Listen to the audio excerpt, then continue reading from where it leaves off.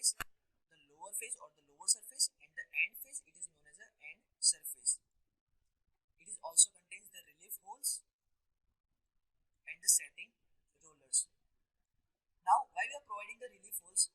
So if we are not going to drill the holes within the sign bar, then the sign bar will itself become a heavy component. Okay, so to make it less in the weight as well as to transport the sign bar from one place to another place, we are supposed to provide some sort of holes within the sign bar without compromising any kind of the strength of the given component. We are drilling the hole within the sign bar. The particular holes are known as the relief holes, and the setting rollers has been provided. They are the steel lap rollers which are attached with the sign bar. The rollers are just to make sure that the roller will make a proper line contact with the surface on which the sign bar is going to be placed. That's why we are providing the setting roller. Whatever the length of the sign bar is measured, the length of the sign bar is always measured between the contact point of the rollers with the surface. And for regular cases, there are three types of the sign bar with the length of 100 mm, 200 mm and 300 mm.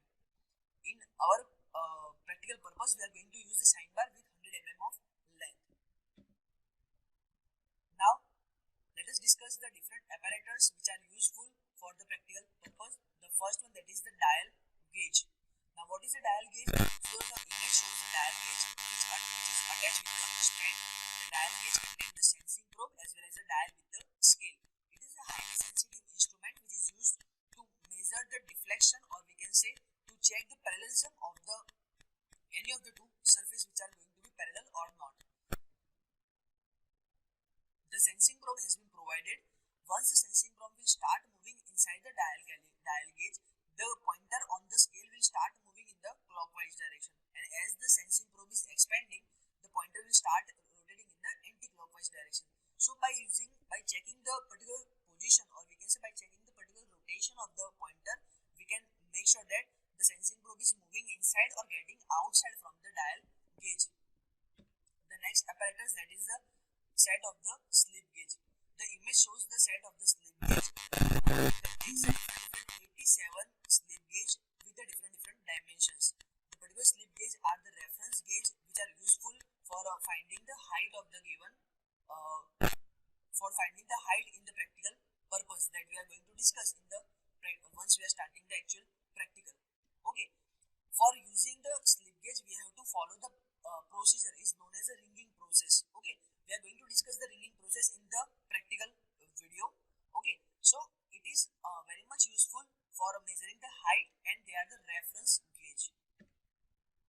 Now the image shows the practical setup of the particular practical for measuring the taper angle. Okay, so the workpiece has been provided. The workpiece contains some of the taper, so it is known as a taper workpiece. Then the dial gauge is attached with the proper standing. Then the sign bar is placed over the flat parallel surface, and the stack of the slip gauge is provided on the one side of the sign bar. As the stack of the slip gauge is as the height of the slip gauge is increases, we can make sure that the top surface of the workpiece will become a parallel with the base surface of the whole setup. And once the top surface of the workpiece and the base of the whole setup will become the parallel, the dial will show the zero reading. The dial will not deflected from its original position. And we can say that the top surface of the workpiece and the base become parallel, and our basic aim will be fulfilled. Okay, let's start practical. As we have seen in the theory section that this is a sign bar is being provided. The particular length of the given sign bar, that is 100 mm, which we have to measure by using the routine scale. The particular workpiece has been provided to measure the angle of taper. Whatever the taper angle is provided, we have to measure this particular taper angle by using the whole setup. The dial gauge is being provided attached with the strand. Okay, so dial gauge will gives you the reading, or we can say the deflection difference in between the both the side of the given taper workpiece. Okay, this particular set is known as a slip gauge set. Okay, before starting in the practical, we have to understand what is the ringing process, because once we are going to make the stack of the slip gauge, we have to follow the ringing process. Ringing process is a kind of the process that we have to perform to make sure that two of the slip gauge has been attached properly. Suppose I have taken the two different slip gauge. Then if I have to do the ringing process, what I have to perform, that I have to hold one slip gauge in my one hand and the another slip gauge in my second hand. Then follow the same procedure. Okay, you have to rub one slip gauge over the another slip gauge in the one direction. Still you will feel some magnetism between these two particular slip gauge. Once you will start feeling the magnetism in between the two slip gauge, then turn one of the slip gauge at a 90 degree like this and follow the same procedure. Okay, once you are starting the feeling of the magnetism, then just simply turn the slip gauge. Okay, once you are going to turn both the slip gauge, you will find that both the slip gauge will attach properly like this. Okay, it will generate some sort of the magnetism in between the surface of the two slip gauge, and it will attach properly like this. And this particular side of the slip gauge is known as a stack. Okay, once you are going for the practical purpose, you have to make sure that you have to make the particular stack. Whatever the slip gauge that you are going to use, you have to make all the stacks of all the slip gauge, and then you will perform the practical. Why we are going to make such kind of the stack? Just because that we will make sure that whatever the air gap is there, we are supposed to eliminate those air gaps by using the ringing process. So this is the ringing process of the given slip gauge. Once your work has been done, then you have to simply rotate your slip gauge like this, and it will open automatically. Okay, so we have to perform this ringing process. Now we are going to start our reading. Okay, as we have seen that the particular sign bar has been provided. The length of the sign bar is 100 mm. How to measure the length of the sign bar? So what we have to do, we have to simply make sure that the particular sign bar has been placed over these particular two rollers. Okay, and the sign bar will make a physical contact with the roller over the surface. So what we are going to do, we are measuring the distance between the contact point of the roller. So total length of the sign bar is taken as 100 mm. Now the workpiece has been placed over here. As you can check, the workpiece is tapered workpiece, so we have to measure the angle of taper. Okay, what is the main fundamental behind the measurement of the workpiece, or we can say the measurement of the angle of taper? Like this. Suppose your workpiece has been provided like this. Okay, the angle of taper has been provided like this. Once you are making some sort of the height over here, once you are start increasing the height over here, as the height will increases, slowly and steadily your taper will make a horizontal sections. Okay, so we can say that once the height has been provided, your taper section will make a horizontal parallelism with your surface, or we can say with your base. And by using the dial caliper, or we can say by using the dial gauge, we will measure that your top surface of the workpiece will make a proper parallelism with your base. Now what we are going to do, we are simply increasing the height over here. As we can see that the particular taper has been provided like this. Once we are start increasing the height of the particular workpiece, as the slip gauge or as the sign bar has been increasing the height, your taper section will make a horizon from the one end. And once the height of the particular top surface of your workpiece is increases, your top surface will make a parallelism, will make a proper horizontal surface, and will make a parallelism with your base. And it will okay, and how to check that your particular top surface has been properly parallel with your base? By using the dial gauge. Once you are putting a dial gauge and once you are rotating a dial gauge, the particular pointer will show that what is the total height difference, or what is the parallelism between your base as well as the top surface of the given workpiece. Now how the dial gauge will work? Once you are putting the dial gauge, initially as you can check, the dial gauge is at the steady position. Once you are putting the dial gauge over the workpiece, you can check that some initial pressure has been provided and your pointer has been rotated. Now you start moving your dial.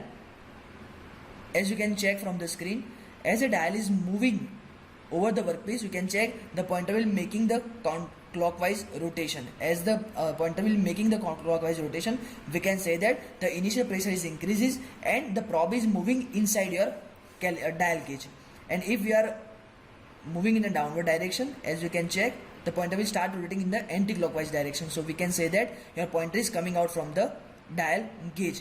Now how to take the reading? So first of all, what you have to do, by using the slip gauge, this is the side of the slip gauge. Take any one slip gauge. I am taking the 10 mm slip gauge. Okay, once you are taking the 10 mm slip gauge, put the 10 mm slip gauge over here. Remove the dial caliper. Sorry, remove the dial gauge. Put the slip gauge over here, and then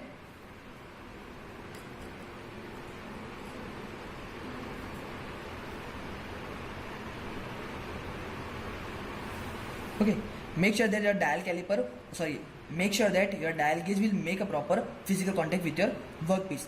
Now slowly move the dial gauge.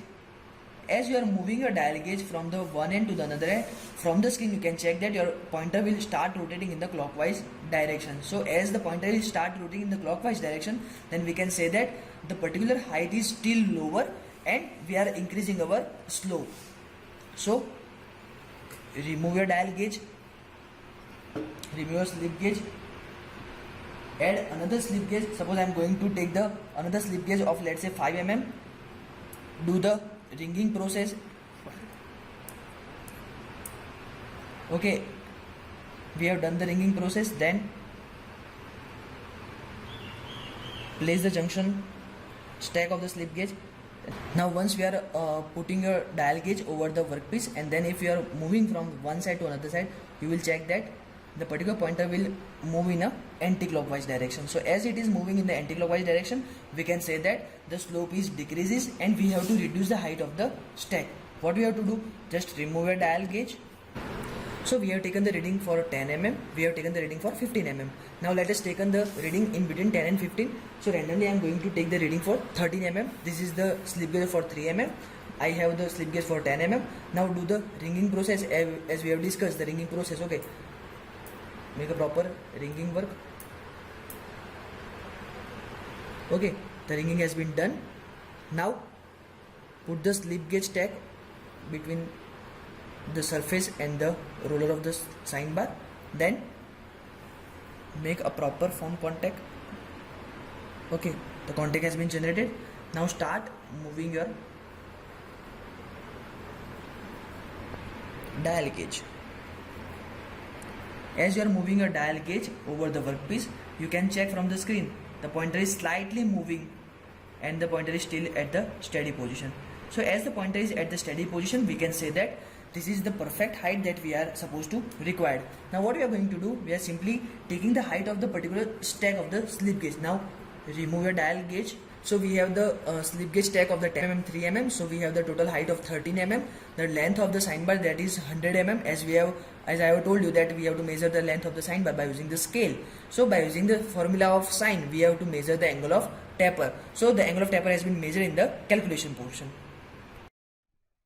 Okay, so from the practical we have taken some readings. Now we are going to discuss the calculation part.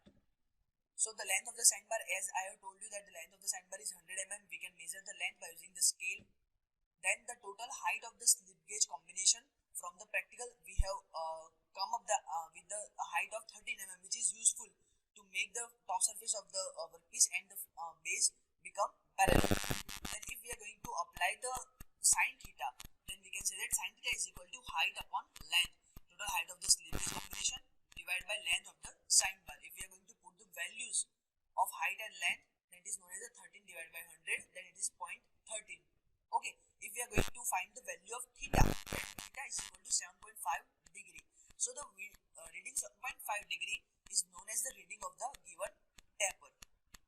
Okay, so this is the practical explanation of the practical to measure the angle of any of the taper workpiece by using the sin